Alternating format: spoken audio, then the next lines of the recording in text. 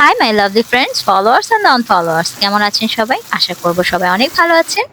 আজ আপনাদের জন্য নিয়ে এলাম আমার খুবই পছন্দের একটা মাছের চচ্চড়ি।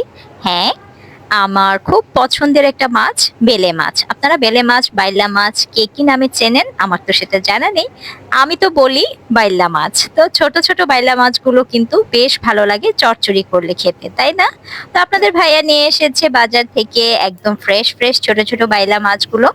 এগুলোকে প্রথমে আমি যেটা করব, দেখুন কতটা একদম ফ্রেশ, তাই না? এগুলোকে খুব ভালো করে পরিষ্কার করে নিব, কেটে কেটে ধুয়ে একদম ক্লিন করে তারপরে রান্নায় চলে যাব। তো পেঁয়াজগুলোকেও কুচো করে নিচ্ছি। আমার কাছে তো বেশ ভালো লাগে যে কোনো ছোট মাছের চচ্চড়ি খেতে। আমার কাছে মনে হয় বড় মাছের চেয়ে ছোট মাছের চচ্চড়ি দিয়ে ভাত একটু বেশি খাওয়া হয়ে যায়। তো যাই হোক, এই তো তেলের মধ্যে বেশ কিছুটা পেঁয়াজ দিয়ে দিব এভাবে। বেশি করে পেঁয়াজ দিলে কিন্তু তরকারিটা খেতে খুব ভালো লাগে। তারপর দিয়ে দিলাম দুটো টমেটো, পাকা পাকা টসটসে টমেটো, আদা রসুনের পেস্ট, পরিমাণ মতন লবণ দিয়ে ভালোভাবে একটু কষিয়ে নেব। কষানো হয়ে গেলে তারপরে আমি গুঁড়ো মশলাগুলো অ্যাড করব। আগে থেকে গুঁড়ো মশলাগুলো কিন্তু আমি দেইনি, প্রথমে একটু কষিয়ে নিয়েছি, তারপরে আমি গুঁড়ো মশলাগুলোকে কষিয়ে কষিয়ে নিয়ে এখনো কিন্তু পানি দেইনি, কষাচ্ছি, জাস্ট মশলাগুলোতে এভাবে কষিয়ে নিচ্ছি। আর মাছগুলোকে কেটে বেছে পরিষ্কার করে পানি ঝরিয়ে এই তো দিয়ে দিলাম।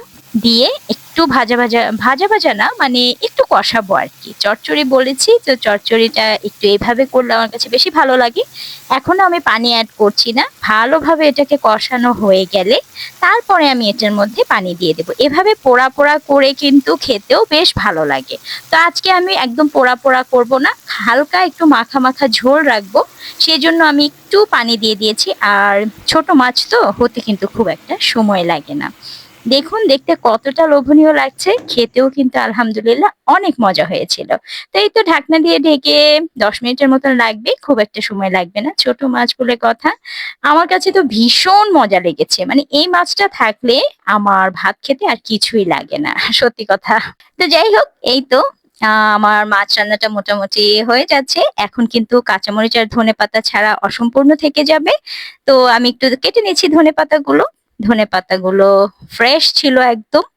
এটার মধ্যে মানে মাছের মধ্যে কিন্তু ধনেপাতার ফ্লেভারটা বেশ ভালো লাগে। বেশি করে কিছুটা ধনেপাতা কেটে নিলাম, কাঁচা মরিচ ধনেপাতা দিয়ে লাস্ট ফিনিশিংটা দিয়ে দিব ঝাল ঝাল করে চচ্চড়ি।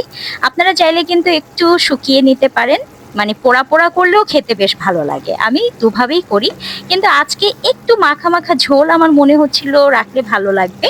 টমেটো টক একটা ব্যাপার। আর এই গরমের মধ্যে এরকম একটা কারি থাকলে কিন্তু আর কিছুই লাগবে না, জাস্ট জমে যাবে। কি বলেন আপনারা? তো যাই হোক, খুবই অল্প সময়ের মধ্যে রান্না হয়ে গেল। একদম টেবিলে সার্ভ করে দিয়েছি গরম গরম। এখন ভাতের সঙ্গে মরিচ ডলে খাওয়ার পালা। আশা করছি রেসিপিটি আপনাদের ভালো লেগেছে। এই ধরনের অসংখ্য রেসিপি পেয়ে যাবেন আমার চ্যানেলে। Thanks for watching.